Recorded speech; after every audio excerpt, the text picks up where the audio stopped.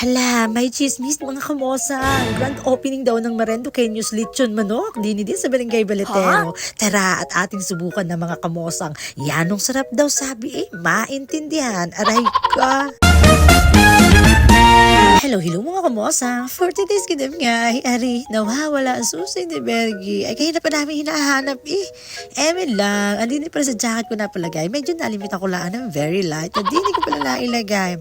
Ay siya, tara, samahan nyo kami mga kamosang. Malapit lang din naman sa 39ers grand opening ng Marinduqueños Lechon Manok. Ayan nga, at hinabilit muna namin kay Nick ang store. Ay sa totoong buhay lang, ay ngayon ko lang narinig ang title na yung Ambaga. Kaya naman agad-agad na ipinuntahan namin at ang maitry na agad. Ay pagdating nga namin ay target lock, lechon leg na agad.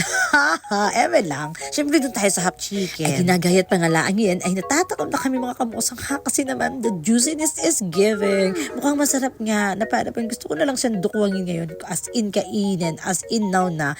Hoy, hindi gayon, nag-intay. Aba, aray ko. Anong makabayad nga kami, ay dali-dali na kami bumalik ng store. Siyempre, para matikman na kaagad. Anyways, flex ko lang mga kamosang hami, Quaker Oat, at kumaring Shirley, no rice for lunch.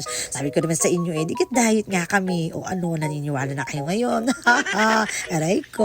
Ay tunay nga, chismis. Yan ang sarap mga kamosang. Tamang-tama ang timpla at manamis-namis din siya. Mula nga sa 180 pesos na abot kayang halaga ay sulit na sulit ka. Kaya naman, ano pang hinihintay nyo? Mag-undox na rin kayo.